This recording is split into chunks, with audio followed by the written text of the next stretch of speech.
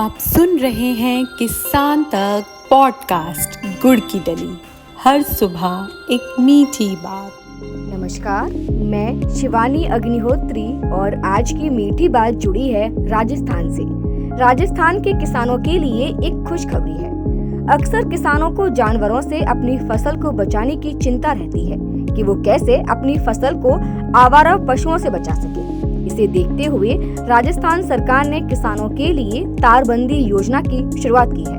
बता दें, राजस्थान तारबंदी योजना सरकार द्वारा जारी एक जन कल्याणकारी योजना है। इस योजना को शुरू करने का मुख्य उद्देश्य फसलों को आवारा पशुओं के कारण खेत में होने वाले नुकसान से बचाना है और इसके लिए राजस्थान सरकार किसानों को खेतों में तारबंदी के लिए आर्थिक मदद भी दे रही है।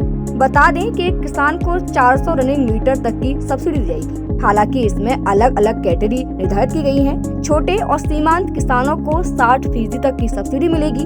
साथ ही सामान्य वर्ग के किसानों को 50% तक की सब्सिडी दी जाएगी। लेकिन चारागाह भूमि, धार्मिक ट्रस्ट, सरकारी संस्थाओं वाले लोगों को इस योजना से बाहर रखा गया है। इस योजना का लाभ केवल राजस्थान के किसानों को दिया जाएगा। इस योजना का लाभ लेने के लिए किसान ऑनलाइन आवेदन कर सकते हैं। साथ ही किसान के पास एक ही जगह पर कम से कम 1.5 हेक्टेयर तक का खेत होना चाहिए और अनुसूचित जाति के किसानों के लिए कम से कम 0.5 हेक्टेयर का खेत होना चाहिए।